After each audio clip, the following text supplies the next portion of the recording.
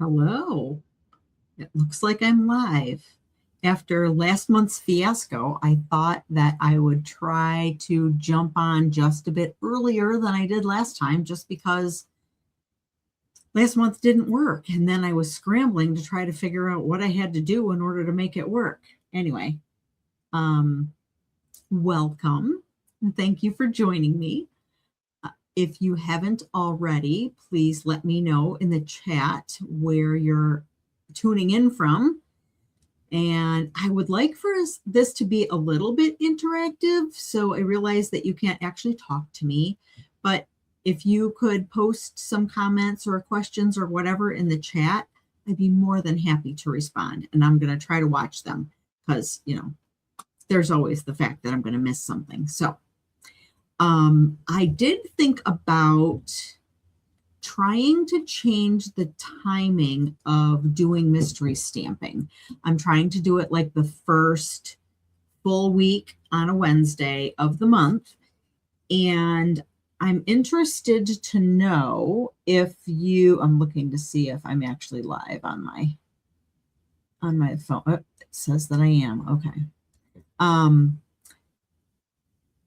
I'm interested to know if an earlier time frame would work better for you. I know that it's summertime and people stay out later in the summer, even though it's a Wednesday.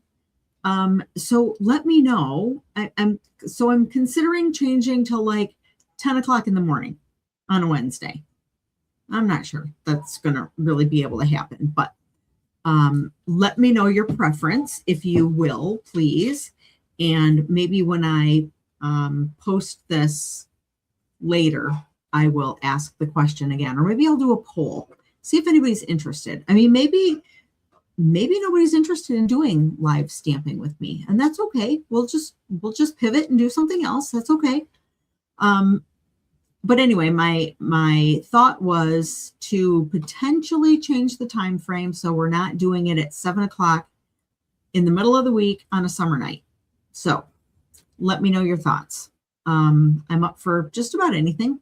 I need to make it like consistent for me though. So if I always do it on the first Wednesday of the month or whatever it is, I need to make that consistent. So in your responses, keep that in mind, please. What time is it? It's a little bit after 7. So we could just get right ahead. Ooh, hi, Lori.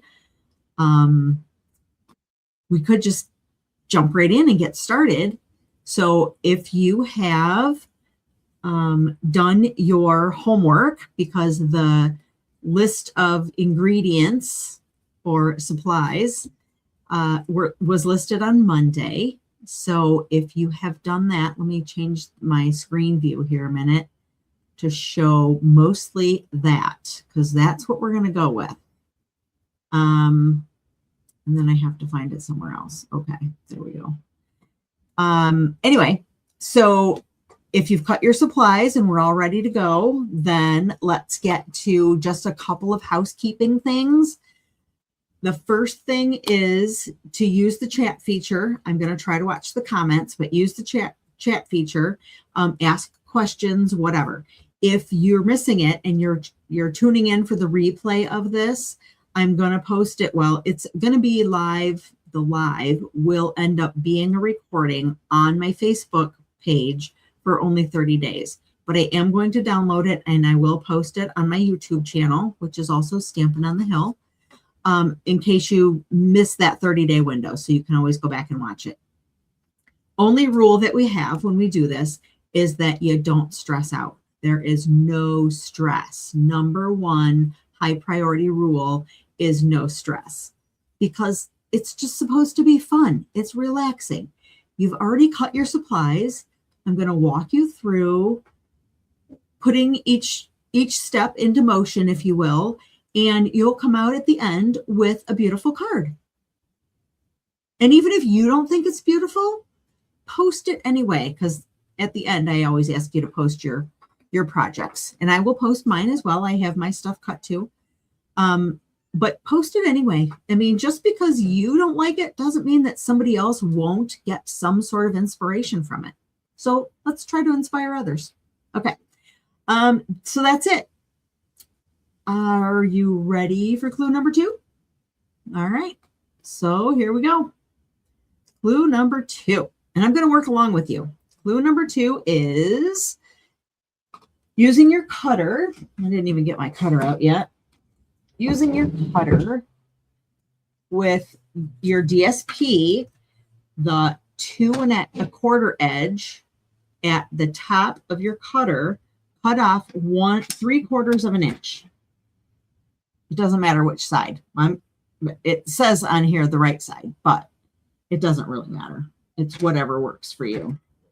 I think I'm going to cut mine off the other side. No, I'm going to do it this way. It's going to be fine. 3/4 of an inch. There we go. Okay. Done. You done? All right. I'm popping back and forth. Let's see. Okay. So number 3.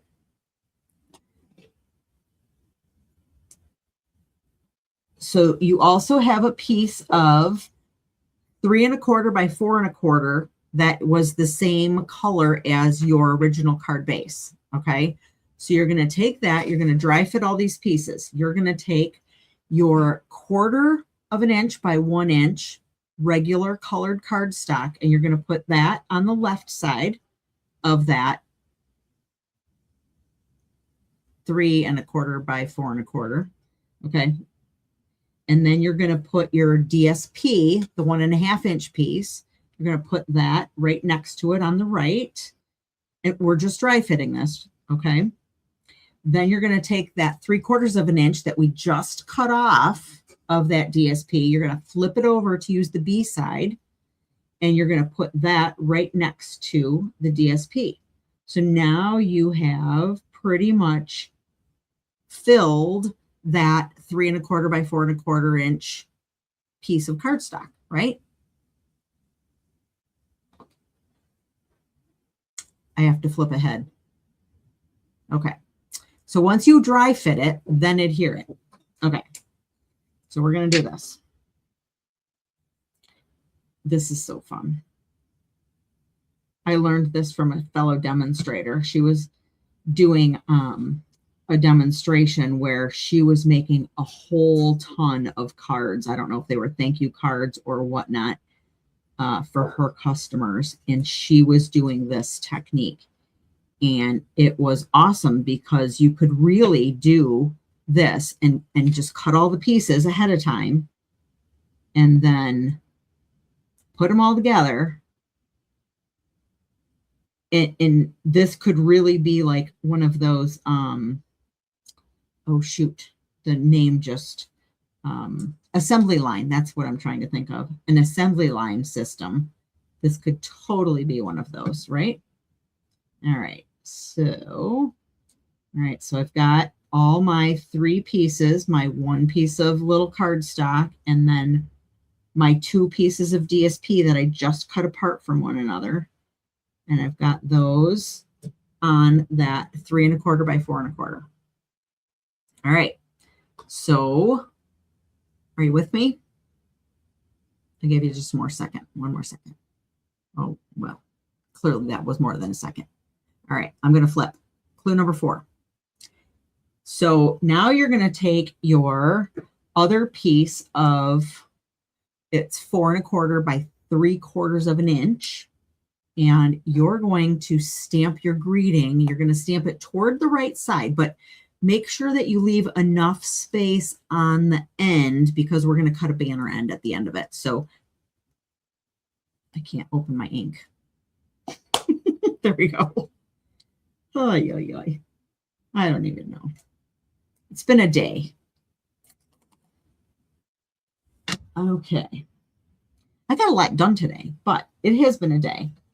I don't know if some of you know, if you follow me, that Tom and I have taken on some catering jobs. And if you didn't already know, fun fact is that Tom grew up in the restaurant business. His parents used to own a restaurant, and he worked in restaurants for years, even after that. But we are scheduled to cater. Well, we first started with a wedding, and then my grandson was going to be graduating, and I said to my daughter, why don't you let Dad and I just do this? So that's the first one. That's going to be our practice one. So then I said to cut the banner on one side. So I'm going to show you like this. So if you cut up in the middle this way, can you see this? I don't know what you can see here. Hold on. Oh, yes, you can. Okay. So if you cut this way in the middle, just a little snip, and then you cut from one corner up to the top of the snip, and then cut from the other corner to the top of the snip, and then it falls out. There you go. Anyway, so we've taken on this challenge of doing the catering, and my grandson wanted Qdoba. I don't know if they have that down in Florida, Lori, but Qdoba is a Mexican style restaurant, and they do a bowl where you like put rice in your bowl and then you can fill it with the toppings or whatever you want. So we're having a chicken option and a beef option, and it's a cilantro lime rice, and we're having some. I know, is your mouth watering already? I know I just ate dinner and I'm getting hungry again. Corn salsa and some guacamole and some regular salsa and some chips. But the main portion of this is the rice. Oh, and Chelsea wanted black beans too. So the main portion of this is a chicken or a beef with the cilantro lime rice. That's the main portion. Anyway, okay. Are we done with that part? Let's move on. I regress. All right, so clue number 5 is align the left side of the words to the left of your focal point. We haven't put this onto our card front yet, okay? So you're going to align it so that your words are actually on the front and that you've got a tail on the left-hand side, okay? And then you're going to wrap that tail around the side. So it's actually going to be folded behind. All right. And then we're going to use dimensionals. I'm going to use dimensionals. You don't have to, except I have to cut mine apart because I didn't do that yet. All right. A couple of dimensionals. So I'm going to use dimensionals on the part that is going to be in the focal side, okay? And we're going to attach that down. You can put this wherever you want, up or down or wherever you think is best. Okay. And then we're going to flip the whole thing over, and that little tab that we folded under, we're going to just add a little glue to that and adhere that to the back. Simple, right? Okay. It's so cute. All right. Do we have any more comments? Not yet. Okay. So I assume that means you're with me. So, okay. Clue number 6. Adhere this focal layer to your card front. And I'm doing mine in the center. You can do whatever you like. Oops. Mine got stuck on that my glue got stuck on that little tab, and I have a little puddle back there now, but it's all okay. You could actually pop this up with dimensionals on the front too, if you wanted to. I don't like that many dimensionals. It gets too thick to put in the envelope, so I don't like to do that, but you're welcome to. Absolutely. Especially if you're hand delivering it, lots of layers are better, right? And lots of dimension, that's way better. Okay, let's see. Then we're going to add any other kind of embellishments, which I did not bring. So let's see what I have here. See, I was ill prepared, but I found something. I am actually trying to make a birthday card for my son-in-law. And I'm not going to show you what it is because he's probably not watching. They're on vacation. We have their dog, so I'm sure he's not watching. But I'm still not going to show you on here what it is until after, and I'll post it after his birthday, after I give it to him. All right, so I'm gonna add a couple of dimensionals. And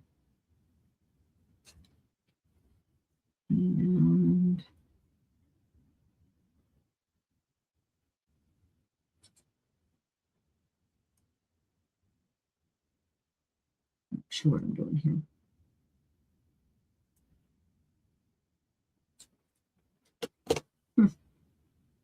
Okay. And then what else? Oh, that was it. Take a photo and post it to this. Well, once we're done, once I actually turn off the camera, then this will end up being an actual Facebook post. So find it again and post yours to here. I will also, well, I will post it in the comments if you happen to be watching not live, watching the replay. Make sure you shout out yourself in the replay as though you're watching the replay. So if you just put replay in the comments or something, then that will help me to know that you were watching the replay. But I will link the video back so that if you're watching it on YouTube or something, you know where, because the I'll have you post the photos, your photos, back to Facebook. So, all right. This was so simple, right? Don't you think everybody should do this? I think everybody should just do this. Yeah, they should. All right, let's go back to here. Nope, there we go. All right. So, because my featured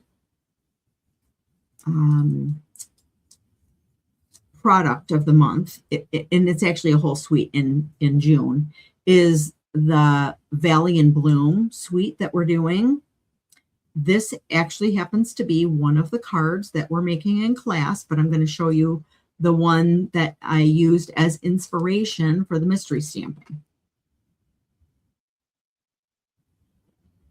What do you think? Pretty simple, right? I try to make these simple for you guys because everybody likes simple, yet it's so cute, right? And, you know, realistically, if you had popped that whole layer up, let me show you again. If you had popped this whole white layer up that has the 3 strips of paper on it, I don't know. You could even put like a contrasting color behind there if you wanted to. That would pop it out even more, right? Yes. Okay. Our next, I forgot to write this down. Our next mystery stamping event is going to be on July 8th. The clue number 1 will be posted on July 6th. So be sure to tune in for that. Go ahead and use this whole idea as more of a sketch. I feel like I say this every time, but use this as a sketch. Use different DSPs. Use the same DSP pack, but use different sheets. Use the opposite sides, whatever. Use it as a sketch. Make a whole bunch of these. This is going to be so easy to replicate and so easy to do that mass production. And the measurements are simple and it doesn't take a lot of product.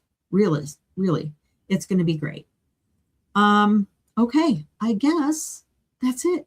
Thank you for sharing your evening with me. These last like 20 minutes has always been on here because it's so fast and simple, right? Thank you for joining me, and we will see you in July. See ya.